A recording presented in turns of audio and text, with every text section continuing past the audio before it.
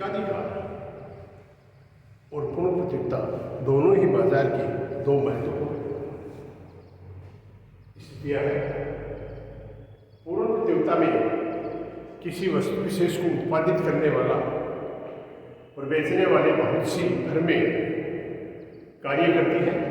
एक रूप वस्तु का उत्पादन किया जाता है, बाजार में वस्तु का एक ही मूल्य पाया जाता है। जबकि एकाधिकार में किसी वस्तु विशेष का उत्पादक या विक्रेता एक ही होता है।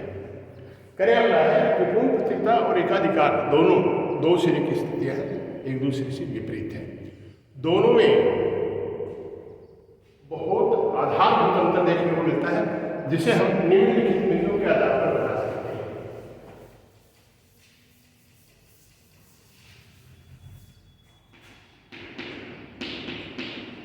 एकाधिकार एवं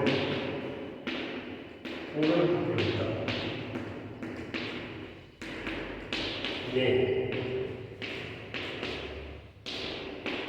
अंतर का पहला है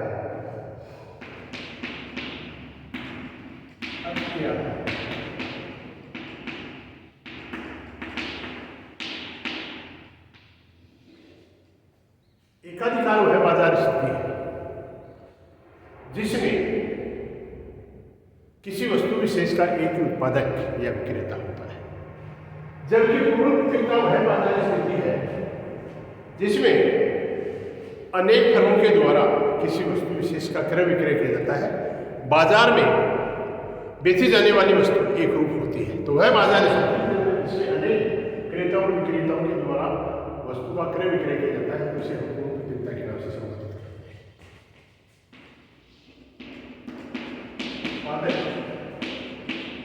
या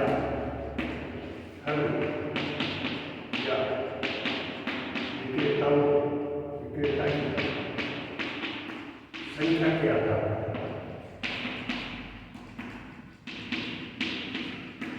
पूर्ण प्रतियोगिता में वस्तु विशेष के उत्पादक या फर्म या विक्रेता अनेक होते हैं, काफी संख्या में होते हैं। जबकि एकाधिकार में किसी वस्तु विशेष का उत्पादक या फर्म या विक्रेता एक होता है, अर्थात एकल विक्रेता होता है, एकल उत्पादक होता है और वही उस वस्तु पर पूरा नियंत्रण करता है। फर्म और उपयोगिता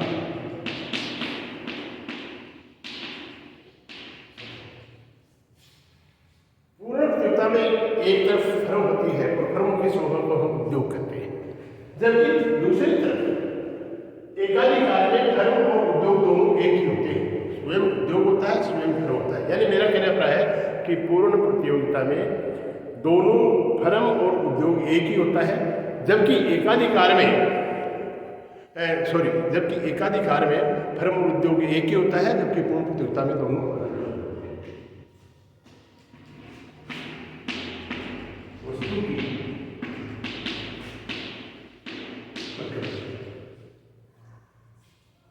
वस्तु की प्रकृति के आधार पर हम बता सकते हैं कि एक पूर्ण प्रतियोगिता में बेचे जाने वाली वस्तु एक रूप होती है। सभी उत्पादक या फर्में एक ही प्रकार की वस्तु का क्रय विक्रय करते हैं, जबकि एकाधिकार में जो वस्तु होती है वो अपने आप में अलग होती है, अन्य फर्मों से हट करके होती है। तो मेरा कहने का है कि पूर्ण प्रतियोगिता में बेची जाने वाली वस्तु एक रूप होती है, गुण, आकार, प्रकार, रंग, रूप, क्वालिटी सब दृष्टि से वो एक रूप होती है, जबकि एकाधिकारी वस्तु अन्य फर्मों से अलग होती है।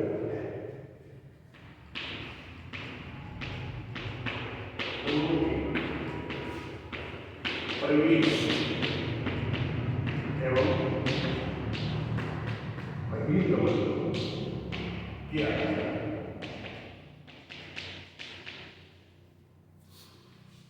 पूर्ण प्रतियोगिता में अन्य फर्में आ भी सकती हैं और अन्य फर्में जा सकती हैं। सभी का प्रवेश खुला होता है, वे एक दूसरे से माइग्रेट कर सकती हैं। अर्थात यदि किसी फर्म को नुकसान होता है तो वो फर्म बाजार छोड़ सकती है, यदि लाभ की संभावना है तो वो फर्म बाजार में आ सकती है। जबकि पूर्ण एकाधिकार में अन्य फर्मों का प्रवेश कठिन होता है, क्योंकि एकाधिकारी इतना शक्तिशाली होता है कि वो अन्य फर्मों को मेरे कहने का अभिप्राय है कि बाजार में प्रवेश करने से वंचित कर सकता है।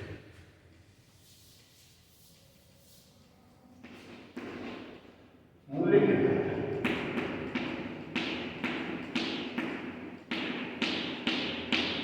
क्या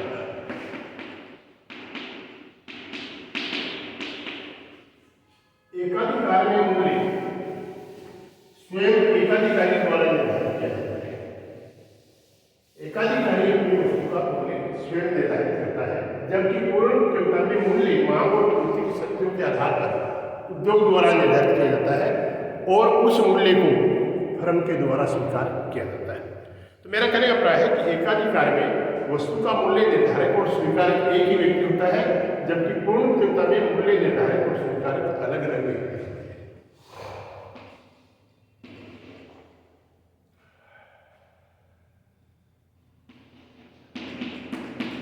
आगम वस्तुओं की पूर्ण प्रतियोगिता में आगम वक्र है, औसत आगम और सीमांत आगम दोनों OH के समानांतर होते हैं, एक सीधी रेखा के रूप में पड़े हुए होते हैं, क्योंकि मूल्य उद्योग द्वारा निर्धारित किया जाता है, फर्म उसको स्वीकार करती है, जैसा कि निम्नलिखित रेखा चित्र से स्पष्ट है।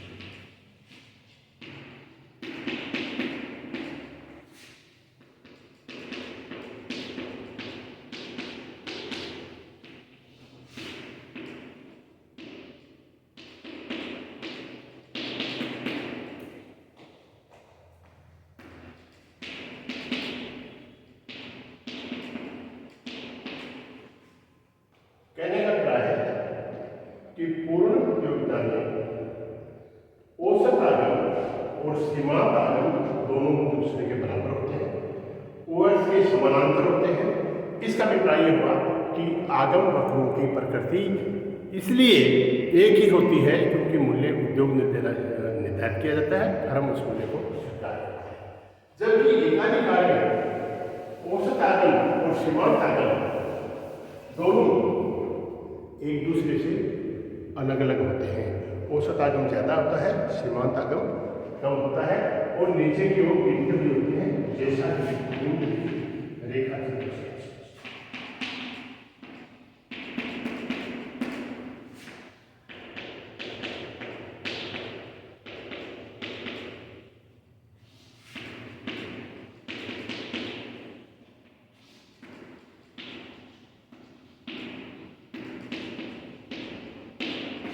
प्रस्तुत रेखा चित्र से स्पष्ट है कि एकाधिकारी की स्थिति में AR और MR दोनों ऊपर से नीचे की ओर गिर रही है।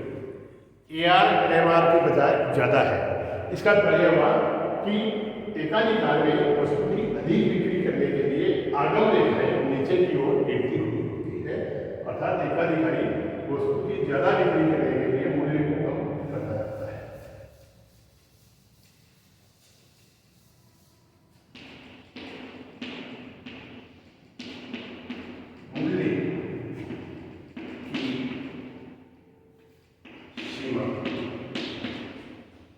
या उपभोक्ताओं के शोषण के एकाधिकार में वस्तु के मूल्य ऊंचा होता है, उपभोक्ताओं का शोषण होता है, जबकि पूर्ण प्रतियोगिता में वस्तु का मूल्य कम होता है, जैसा कि हम निम्नलिखित रेखा चित्र से इस प्रकार बता सकते हैं।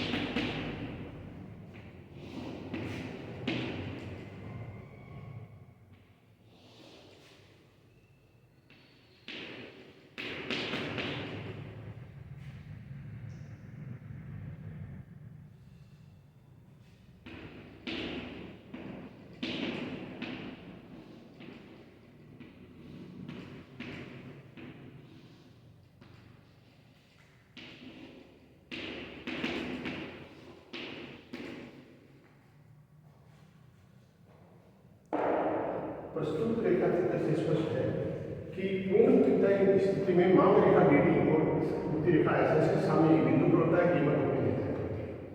जबकि एकाधिकार में इस मांग रेखा को हम क्या है ए आर रेखा मान सकते हैं, तो उससे संबंधित रेखा एम आर है। ये आपका एकाधिकारी के लिए सीमांत लागत रेखा सप्लाई रेखा को हम सीमांत लागत भी मान सकते हैं, क्योंकि वन बिंदु पर शामिल होता है जहां पर कीमत Q1 E2 या OP1 निर्धारित होती है, अर्थात कीमत ऊंची है और पूर्ण उपयुक्तता में कीमत नीची है।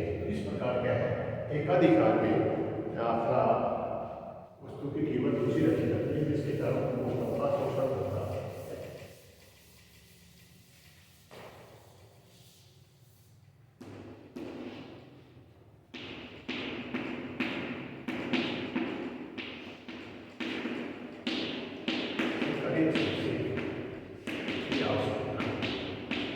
पूर्ण उपयुक्तता में वस्तु का मूल्य एक ही रहता है, तो सरकार के स्तर से की अधिक आवश्यकता नहीं होती।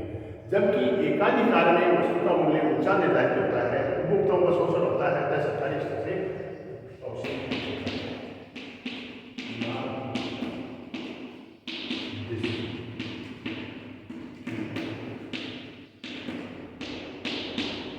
पूर्ण प्रतियोगिता में लाभ नामात्र कमाना होता है, जबकि एकाधिकारी का मुख्य उद्देश्य लाभ कमाना होता है। तो इस दृष्टि से हम देखते हैं कि एकाधिकारी है वो लाभ उद्देश्य को प्रधान मानकर चलता है, इसके कारण उपभोक्ताओं का शोषण होता है। जबकि पूर्ण प्रतियोगिता में लाभ को सीमित ध्यान में रखा जाता है, क्योंकि अत्यधिक लाभ होने पर अन्य प्रेम्य बाजार में आ जाती है और उसके कारण वस्तु की मांग बढ़ने से लाभ का स्तर गिर जाता है।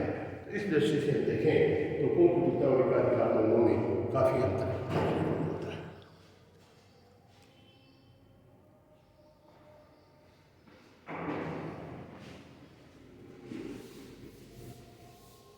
फिर भी दोनों बाजार स्थिति वास्तव में बाजार के संदर्भ में महत्वपूर्ण है। पूर्ण प्रतियोगिता की काल्पनिक स्थिति है, जबकि एकाधिकार वास्तव में विभिन्न अर्थव्यवस्थाओं में देखा गया है और ये स्थिति वास्तविक जीवन में देखने को